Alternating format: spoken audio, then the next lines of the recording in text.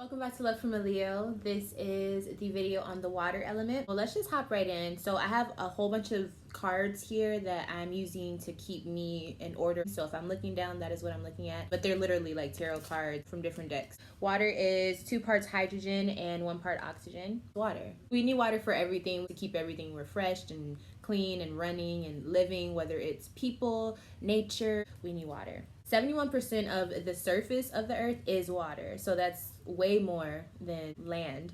So obviously water is very important. So if we're not taking care of water, we are not taking care of ourselves.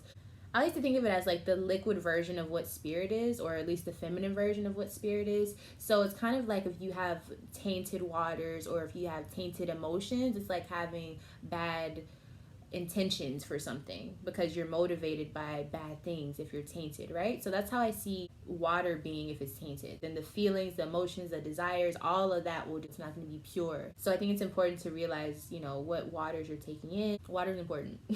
Drink lots of water. There's lots of different ways that water is shown in this realm. So you can see it as steam, you can see it as vapor, you can see it as humidity, fog, ice. You can see it boil. So those are all states of emotions personified. For example, ice. That would be Scorpio's energy, which is fixed water. Now, water signs are the feelers and the emotional part of the zodiac. And so naturally they are tapped into that more intuitive state of feelings, but that doesn't mean that they're naturally comfortable with it. So Scorpio is a perfect example of this. A lot of times they can get fixated on a certain way that they see things. Scorpios are very powerful because they are in the deepest part of the waters, which is very dangerous as well. So this is why sometimes they can come off as dark or mysterious or just too deep because they're in the very deepest dark parts of the water.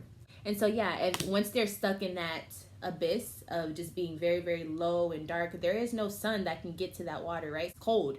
And so that's how Scorpio can be as a personality, just like icy until you get to know them. You have to break through the ice and get, to know the inner parts of them. Then you might be like, okay, maybe I shouldn't have got that close to the Scorpio. Scorpios are tricky, water that's stuck in its position. Let's move on to Pisces. So Pisces is mutable water, meaning that it flows freely. This is the fish. This is why they have the fish as their symbol, going with the flow of the water. So like if everyone's going one direction, naturally like you feel the need to go. It's kind of like being at one with things. So this can come in different ways.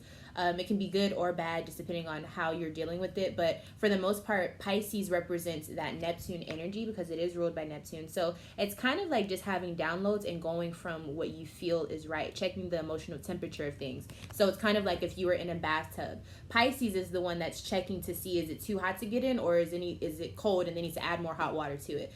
Pisces is always in that way balancing themselves out, whether they know it or not. So that's the way that you can think of it from there.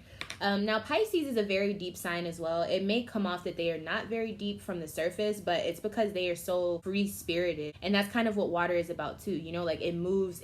You can't make water be in one shape. It doesn't matter what you put it in, it's going to conform to whatever container you put it in. And so that's kind of what the Pisces energy represents more specifically because it's mutable. But it's able to fit into different situations more, and this is why they're able to congregate with different people. They know lots of people. It's really balancing out all of that watery energy. Cardinal water, so that's Cancers. So Cancers, I would say this is one of the most wisest signs that there are once they understand how to deal with themselves. And this is because Cancers have the innate ability to look at their emotions from a faraway perspective. So it's kind of like if you're looking at a body of water from a hotel.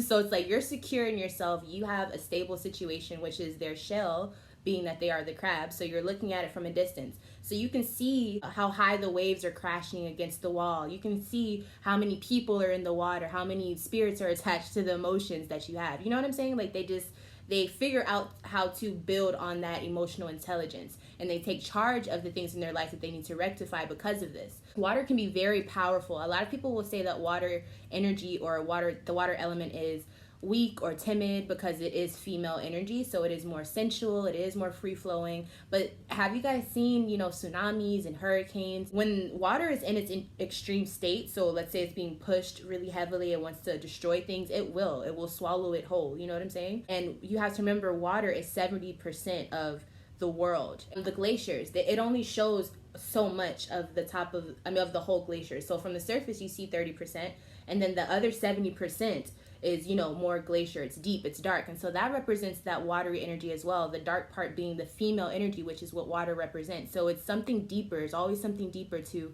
the situation. And it requires for you to go within yourself because it's dark. The deeper you go, the darker it gets. And so you can't see, you have to feel around for what is there, you know? And so that's what you do internally when you are using that watery energy or the water element to move through things or understand things within yourself, or just the feelings that you feel in general. I have a few cards here that can represent in forms of tarot cards. So we have Six of Cups here. So Six of Cups is memories of love. It's being in some type of nostalgic energy. This is usually very good, but this can also play as bad if you dive too deep into it. And I talked about that in my Neptune video. If you would like to see that, just click the card above. Looking at how certain relationships in your life, not just romantic, but friendships as well, just connections, how when you connect with certain people, how there's a ripple effect and how it affects different parts of your life. So that's how I like to see water. When you connect emotionally, or when you lose something emotionally even, it always creates a ripple. It doesn't matter what happens in water. If there's some type of movement, there will be a ripple. And so I feel like that's important to remember when you're dealing with water or working with water.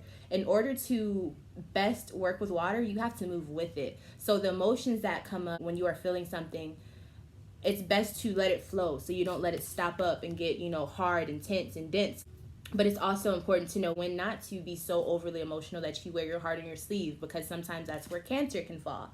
And there's also this moment where you have to realize water is really, really tricky. The ocean is huge. You know what I'm saying? Like the ocean is huge. So if you can think about how big the ocean is, how deep the ocean is, how many creatures are in the ocean, that's representation of how quickly you could get lost in the waters, you know? And so that's where Pisces has to kind of strengthen themselves and figure out how to navigate, how to learn what all the waters territories have and what they have to offer, what to stay away from, what creatures not to go to, what creatures to ally themselves with. And so that's all of what water is about: connecting, bringing some type of healing, because if everyone is working cohesively in the ecosystem of water, things work best. And so that's what water is all about, trying to connect and make things flow freely, no blockages, very free. But water is an amazing, amazing element.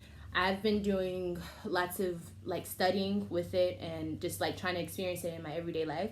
And I can definitely say that water is definitely connected to the third eye chakra. Like there's nothing that anyone can say that can make me believe otherwise, because I'm trying to make it make sense in words. When you get to the top of the elevator, it's like that's it. It's that the ding, the bell, the epiphany.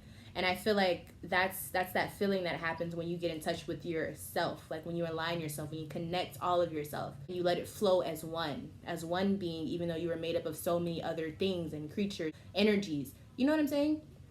And so when that happens, it's like everything goes boop, boop, boop, boop, boop, ding.